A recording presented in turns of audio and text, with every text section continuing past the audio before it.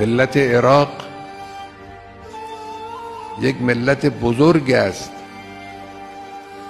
یک ملت با عزت است، یک ملت با فرهنگ است، یک ملت با عزم و اراده است. جوانهای عراقی در این قضایای چند سال اخیر نشان دادند که این قدرت را دارند که از ملتشون و از کشورشون در مقابل توطئه‌های جهانی محافظت کنند. این خیلی با ارزشه. جوانهای عراقی توانستند بزرگترین توطئه داخلی را که می توانست به جنگ داخلی منتهی بشه در عراق از بین ببرند و نابود کنند.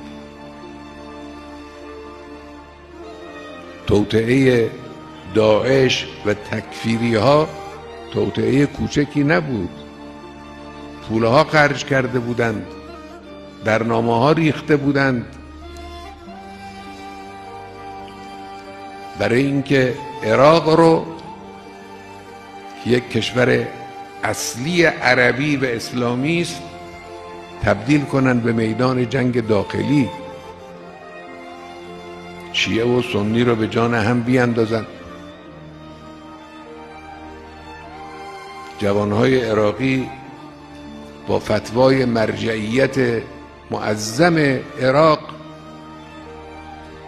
توانستند سینه سپر کنند، این توطئه رو خنثی کنند. این کار کمی نبود، کار کوچکی نبود. این ملت بزرگ، ملت عراق، می تواند کشور خود را به اوج عزت برسانه. این ظرفیت ها بایستی